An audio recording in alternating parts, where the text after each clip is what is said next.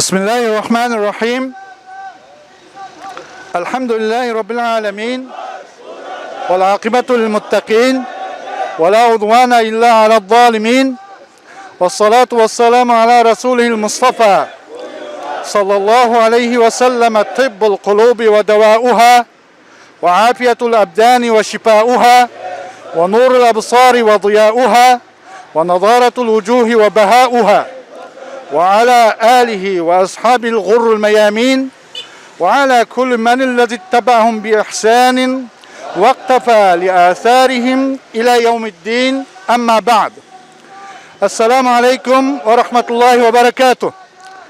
أيها الإخوة الفضلاء، ويا أيتها الأخوات الفضليات، اسمحوا لي أن أتحدث اليوم باللغة العربية، مخاطبا إلى الأستاذ الدكتور يوسف بن أحمد الأسيمين، الأمين العام لمنظمة التعاون الإسلامي، وسلفه الأستاذ الدكتور أكمل الدين إحسان أغلو حفظهم الله. أولا، إنني أحيي إلى فخامة الرئيس رجب طيب أردوغان رئيس الجمهورية التركية، حفظه الله ورعاه وسدد خطاه، اللهم آمين. وإلى قيادة الدولة التركية والشعوب الأتراك الأشقاء الرحماء، وأفراد الشرة الشرفاء الأوفياء، أحييكم جميعا تحية طيبة من أعماق قلبي المحضة، وأقدم لكم أعلى الشكر وأسماه على ما قدمتم من الخدمات الجليلة المتواصلة الحسيسة من غير توقف ولا تردد في العالم الإسلامي وغير الإسلامي، وعلى ما وقفتم معنا ومع غيرنا في البأساء والضراء. كما أشكر لإخوة الحاضرين الذين جاءوا من فج عميق بطرق مختلفة وبظروف متعددة، كما أشكر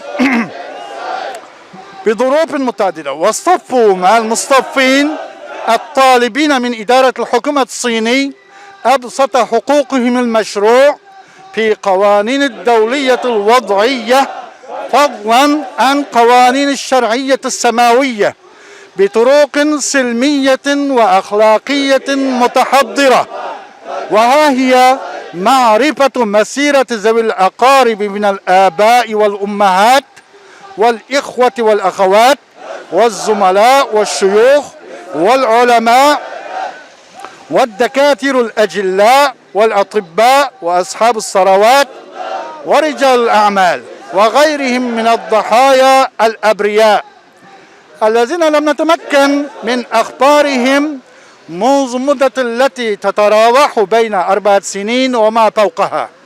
وهذا الطلب طلب معقول ومشروع عند جميع الأمم بلا استثناء، وفقا لميثاق المنظمة الحقوقية الإنسانية التابعة للأمم المتحدة. واستنادا عليه نطلب من إدارة الحكومة الصيني أن تعطي لنا معلومات واضحة وصريحة غير غامضة عن مسيرة هؤلاء المفقودين منذ عام 2016 إلى يومنا هذا أمام مرأى ومسمع العالم الأحرار. هل هم يعيشون حيا؟ لو عاشوا حيا، هل هم يعيشون فوق الأرض أم يعيشون تحت الأرض؟ لو كانت إدارة الحكومة الصيني من الصادقين في ادعائهم أنها قامت حقا بتربيتهم هؤلاء المظلومين البسطاء الضعفاء، وأنهم يعيشون ويرزقون ويمارسون بحياتهم اليومية في الفرح والمرح، عليها أن تري هؤلاء صورة وصوتا أمام القانون الدولي الذي يحمي حقوق البشرية جمعاء من غير تمييز بين الإنسان وأخيه الإنسان. وعليها أن تدلي دلوهم من الحجج والبراهين القاطعة. لو كانت هذه الأدلة موجودة في حوضتهم لو كان الأمر كما تقول الإدارة الحكومية الصينية. ولم تخافون من إظهار الحجج حول مسيرتهم؟ وعليه أن تقنع هؤلاء المحتجين بأدلة كافية وشافية وشفافة قبل أن تدق أبواق الخطر المشتعل الذي لا يترك اليابس والأخضر في أرجاء البلد الداني والقاصي. وأرجو إدارة الحكومة الصيني أن تلبي النداءات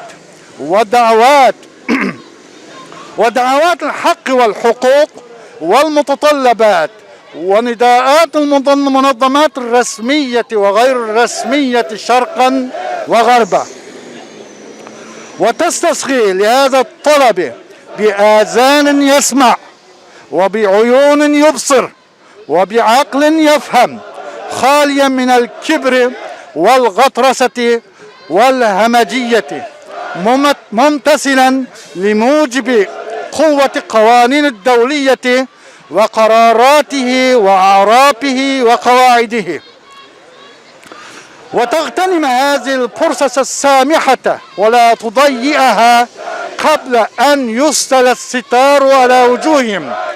أقول لكم أيها الإدارة الحكومة الصيني، خذوا رشدكم وأفيقوا من غيكم قبل أن تفوت الأوان، لأن الأوضاع تتغير والأحوال تتقلب والظروف تتجدد، وبناء عليه حتما يتبدل النظام الدولي ويرتب من جديد لا مهرب منه، وأنتم لستم بمأمن منه.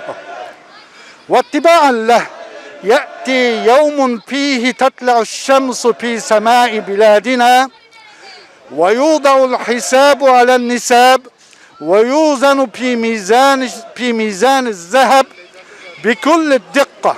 وفي هذه الساعة الأسرة تسترد كل الحقوق المغصوبة والمسلوبة والمنهوبة، ويؤخذ كل صغيرة وكبيرة مسروقة وتعود إلى أصحابها، ويختص ساعتئذ النفس بالنفس والعين بالعين والعنف بالعنف.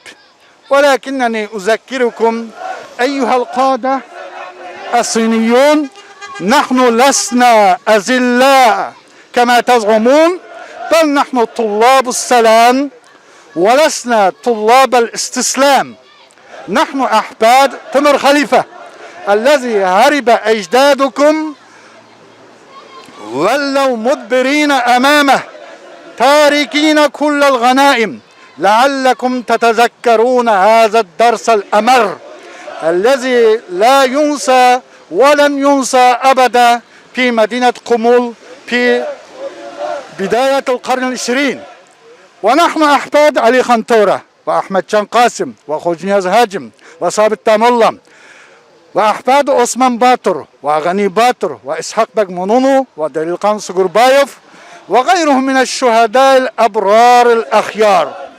وأذكر إخوتي وأخواتي المتظاهرين المستقلين غير تابعين لأحد الصابرين المرابطين، وأقول لكم اصبروا وصابروا ورابطوا لعلكم تفلحون. وأبشركم بيوم الذي سوف يتحقق وقوعه، ولكنهم يرونه بعيدا ونراه قريبا. وهذا اليوم يكون يوما مشهودا في تاريخنا الحديث، ونتذكر فيه إن شاء الله تعالى مع الأجيال الحالي أو الأجيال القادم هذه الغربة يوما وذاك المتأزمة الشديدة يوما آخر، واقفين صفا واحدا ورافعين صوتا صارخا بعبارة مختصرة ألا وهي أين أسرتي؟ وأغلق المعتقلات وأوقف التطهير العرقي وغيره من الكلمة الخفيفة على اللسان والثقيلة على الميزان، ونتذكر معهم فيه مرارة الاحتلال وآلامها وحلاوة الاستقلال وآمالها. وثانيا أطلب باسم الشعب التركستاني جميعا أن يعقد مؤتمر دولي عاجل معني لحقوق الشعب التركستاني بجميع أطيافها تحت مظلة الأمم المتحدة بزعامة الأمين العام للأمم المتحدة أستاذ الدكتور أنطونيو غوتريس وأعضاء جمعية الشرفاء، وأن تجري المحكمة العدل الدولي في مدينة لاهاي قوة القانون وعدله الدائم الشامل المضيع، ويظهر أمام العالم صلاحيته الكاملة غير المنقوصة، وتوقف ما يجري من الانتهاكات الجسيمة التي تقشعر منها الأبدان وتشيب منها الولدان. وأختتم كلامي بختام المسك، وهو طلب الشعب التركستاني من الأيغور والقزاق والقرغز والأوزبك والتتار، كلهم شعوب مسلمون الذين كانوا جزءا لا يتجزأ من خارطة العالم الإسلامي، وها هم الآن على شفا جرف هار. وبهذه المناسبة أطلب من أستاذ الدكتور يوسف بن أحمد الأسيمين الأمين العام لمنظمة التعاون الإسلامي المعترف دوليا، هي منظمة إسلامية دولية التي تجمع 57 دولة إسلامية، أن يتدخل لهذه القضية التي تكاد تحمى عن أقاليم الإسلامية وتنسى نسيا منسيا.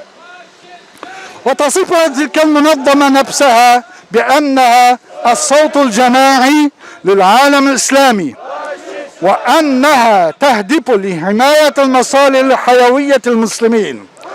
ولا يفوتني أن أسمي الأستاذ الدكتور أكمل الدين إحسان أوغلو الأمين العام السابق لمنظمة التعاون الإسلامي أن أشكر لسيادته باسم الشعب التركستاني كل الشكر والتقدير، وأطلب من معاليه أن يتدخل لهذه القضية الأخطر والأعقد والأوحد تحت الاحتلال في العالم، ويتحمل جزءا من هذه المسؤولية تخفيفا ما عليه من العبء والثقل أمام الله.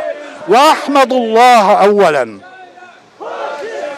وأشكر جزيل الشكر والامتنان لأعضاء المنظمة ثانيا، وأدعوكم بدعاء خالص راجيا من مولاه عز وجل أن ييسر أمورنا ويشرح صدورنا ويكشف غمومنا ويرفع همومنا ويضل صعوبنا، اللهم آمين. والله يقضي بهبات وافرة لي ولكم في درجات الآخرة. 2021 23 فبراير يوم الثلاثاء أمام القنصلية الصينية في اسطنبول. والسلام عليكم ورحمة الله وبركاته.